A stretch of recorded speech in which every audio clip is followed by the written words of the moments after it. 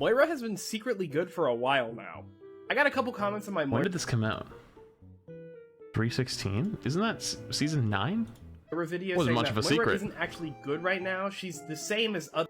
Didn't the new season start on February 13th? Was season 9? So it was a month later.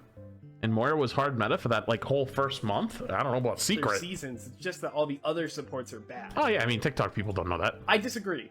Over the past year or so, Moira has gotten some pretty substantial micro buffs and has made her a better and better character. It's just this season these changes have pushed her over the edge. Damage Orb giving you resource back is the most important one for this season. Since health is more of a finite resource, throwing Damage Orb during an engage is much more viable. Typically, honestly, I'd throw more heal orbs. Heal orb actually farms. A lot of pressure from a single ability while you get all of your resource back to heal. Also, being able to fade and you should honestly throw heal orb, and then you can do damage.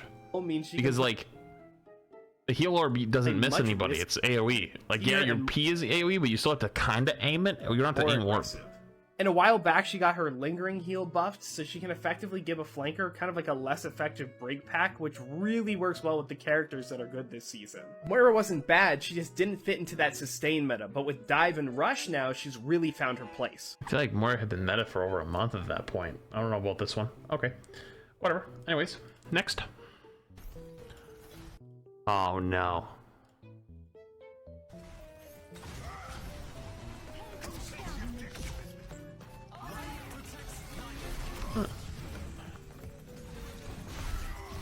Do not be afraid. Did you? Ow! Eddie! Ow! Ow! You watched me put my shield in front of it! Was that when it was bugged for that little bit of time? Because I don't have an answer for this.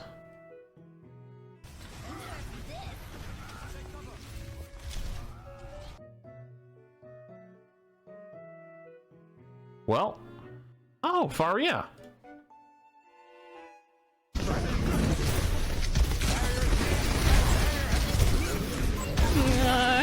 Perfect skin, by the way, the despairing skin. I'm an orphan on the streets of London!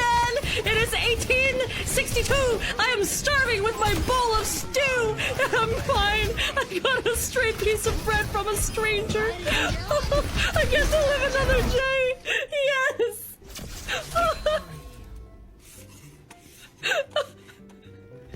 Tank hurts so much! And I showed you guys the clip of Seagull playing with us the other day. He played 3 games of tank and he legitimately almost cried. He was like, please don't make me do it anymore. Like, I'll literally get off for the day. And the worst part is the tanks aren't even like that bad balanced wise. It's just the experience is so terrible. 5 Reinhardt techs you need to know in Overwatch 2. 1. If you hold jump during charge, once you cancel your charge, you will maintain the momentum during your jump. This can be used to get over gaps that otherwise wouldn't be possible to cross.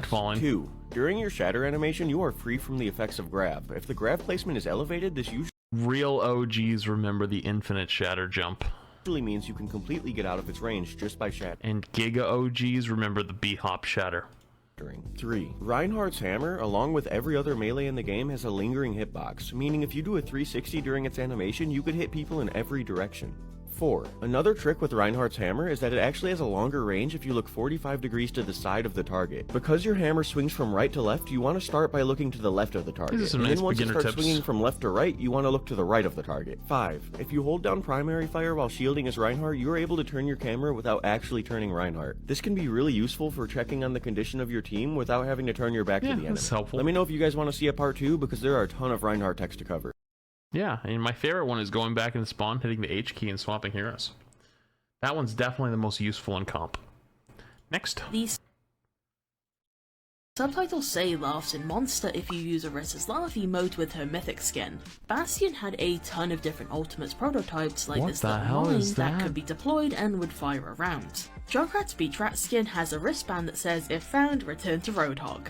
Echo has some unique voice lines for eliminating heroes she's duplicated. No hard feelings, love. Oh, did that sting?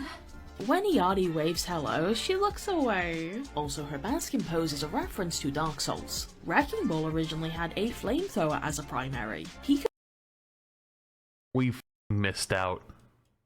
Dark Souls. Wrecking Ball originally had a flamethrower as a primary. He could also charge up to launch forward.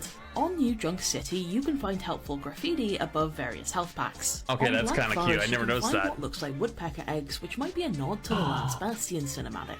On the Toronto PvE mission, you can find this little lion doodle, which is also part of Cardboard Reinhardt. Mercy's Triage victory pose has Hearthstone on her tablet. In Hanamura, you can find this large arrow, which is a reference to the old Dragon short. These are always so good. I learned so much from these. I can't even imagine how many hours of like looking through stuff to find those it takes. Oh man, what is this? My mid-season comp thoughts. Feel free to let me know if you're experiencing this too. Uh-oh. I'm going to say something that's a little bit controversial, and this is just my opinion from what I've got. I am not saying this is the case for everyone, but people deserve to be where they're at. But the higher your MMR, and y'all know if it's high or not, the harder comp is for you. Gathered watching myself, streamers, and even y'all's videos on TikTok, I genuinely think that the better you are, the harder it is to climb and comp this season in particular.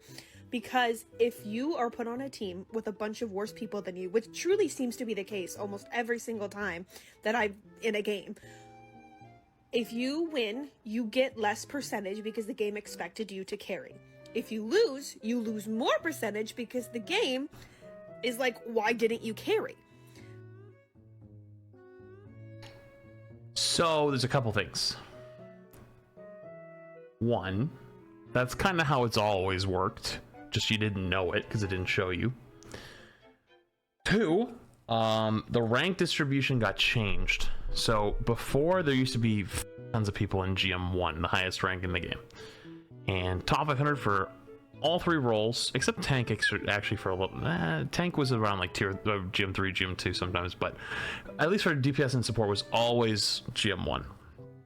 I finished last season GM4, bottom of GM4-ish, close.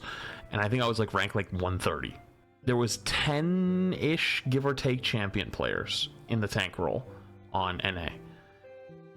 And all of them were champ 5. So basically the distribution got changed a lot and kind of got more compressed down. And I wouldn't be surprised if they changed it at some point, because I think the highest screenshot I saw was it Surmajet? Was it a Rupel or somebody's got champion 3 off of a extremely high, almost rank 1 MMR account that they went 9-1 on, and then they got champ 3, and then I never saw anything about that account again. So I'm assuming they lost games or didn't play anymore.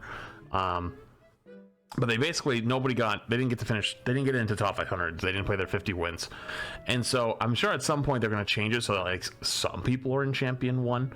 And that'll probably like accordion back out the ranks a little. That's why, but that combined with people like seeing their rank, and like for me, right, I was GM1 every season of Overwatch 2. Being in GM4, that's a big change, right? And so if you, let's say we're a GM5 player, and now all of a sudden you're Masters 5, you're like, oh my god, I'm terrible. And it's like, well, no, you're not really terrible. It's just the game's ranking system got changed quite a bit. So your numbers are different, but you might get some anxiety with that. And then what happens is, because you feel like you're playing with worse players because your rank is lower, you get more tilted easily, and your teammates get more tilted easily, and everyone gets mad. And I swear, these 2 seasons of ranked have been some of the most mad I've seen. Like everyone's pissed off all the entire time. So I think it's more that. And I think there's a reason where there are streamers who, are pros or used to be pros, that their whole job is to play this game every single day, and they're struggling to climb out of certain ranks. The Car Q and me incident. Not because they're not good, but because they're too good. And because of this rank reset, the game just keeps giving them players that are worse than them to try to, balance it out when really they should be higher. And for me, it just makes the grind honestly not worth it. True. Yeah, true. But the important thing is, even after me and Karki dropped a ton, because we went like 2-23 or some shit, we got it all back. We won all those games back. So you deserve to climb, and you win enough games, you will climb. But it is kind of a bitch. So next, the tank and oh boy, Overwatch is the center of the team. Wait, how long has this been? Oh boy. Oh, wait a minute. This is OCs. Oh. So understanding what your tank does and knowing what your opponent's tank is capable of is important, especially for beginners. I'm capable This of dying. video will be covering how different tanks play overall, rather than how each one operates individually for the sake of simplicity. This guide will also teach you what tanks you should learn, so that you have a solid spread of toolsets to use as you fight your way through the ladder. In Overwatch 2, there are 3 basic types of tanks: Brawl tanks, mid-range tanks, and dive tanks. Those might be different terms than what you were expecting, and that's actually my intention. I believe players are often misled by terms such as poke tank, when there's really no such thing. No tank plays purely to poke, and all tanks are capable of brawling to an extent. Sigma, a tank often referred to as a poke tank, was utilized in a brawl composition during the previous meta. This goes to show that playstyle utilized by a tank is not purely determined by the hero, but rather by the composition and the matchup. Let's begin by defining your brawl. That is kind of true, but then again, people also need things to be in categories, or it's hard for them to understand. Like, right now, like, the counter swap game in high rank play is so insane. Like, I did a tier list earlier, so you already got a preview, but like Orisa is the most dominant, and then like Hog is sneaky really good, but like a team running Orisa in OWCS they lost to team running Hog, but the team running Orisa then swapped to Malga, and the Malga team then beat the Hog team, and it's like, well, does Malga beat Hog more than Orisa beats Hog? And then also, what about Winston? Like, you mix in Winston, and it's like, it's almost too many variables that for people to understand. So like, I think when people say poke tank, it's like them trying to explain it to them more, but you're Brawl correct. tanks. These tanks are specialists in a sense. They work extremely well with brawl compositions, but People they lack need flexibility. simple Only 3 tanks fall into this category, those being Reinhardt, Ramatra, and Malga. All 3 lack significant damage outside of a certain range, and team rotations with these tanks are often made to close distance with their targets. Everything with these tanks is about closing distance. The closer they get, the more dangerous. Next, mid-range tanks. These tanks maintain a more balanced playstyle. They often benefit from solo fights and have the capability to both brawl and play at range. The mid-range tanks are Sigma, Hog, Orisa, Junker Queen, and Zarya. Take Zarya for example. Zarya plays for a slower fight where she can build charge. The more charge, the more damage output. She essentially becomes a late fight carry. Zarya wants to delay a direct brawl with her opponent until she is strong enough. Otherwise, she will lose. Junker Queen is very similar. She plays at range, poking her opponent down, sometimes hiding behind corners. With the right timing, she can pop out and deal burst damage and brawl her opponent. The final type of tank is the dive tank. There are 4 of them: Winston, D.Va, Doomfist, and Ball. Dive tanks are specialists in the aspect of movement and displacement. They isolate their targets with their speed, but they trade direct frontline pressure for that ability. Dive tanks are also capable of brawling, similar to mid-range tanks, although it isn't their specialty. A Winston player could choose between jumping the enemy backline and isolating Ana, or throwing a bubble on his brig to brawl with her. What's most important to understand is that the hero you choose doesn't necessarily decide the playstyle you must use, or what the enemy will decide to use. Some Winston players will try to force brawls more. Some Winston players will focus on effective dives more. And the best Winston players in the world will know how to switch their playstyle on a whim depending on what they're up against. Difficult to do. The point of my categorization is to provide you with a swift generalization of what each tank is good at, not what they will do or what you should always do. And people are going to ask a follow-up question, like, how do you know when to swap between the two? That's a tough question. If you're a tank player, I recommend you learn one of each of these tanks. Out of the dive tanks, Winston, D.Va, and Doomfist are all good to learn, so know at least one of them. Some of the mid-range tanks... I love how they didn't mention Ball. That was before Ball's reworked, so... Tanks are more situational, while others are more universal. Sigma is the most valuable to learn, as some maps play heavily to his strengths, regardless of meta.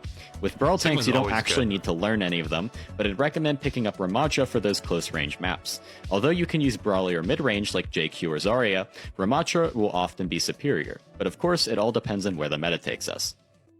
Oh, that's pretty good. That's pretty good. I wonder what people respond with that. Junker Queen should be considered a Brawl tank. I understand the sentiment behind that idea, but she isn't using traditional brawl compositions. True? No, sir. This is Season 9 of Overwatch 2. The tank is the punching bag, and whoever gets to have a good day. Okay, fair.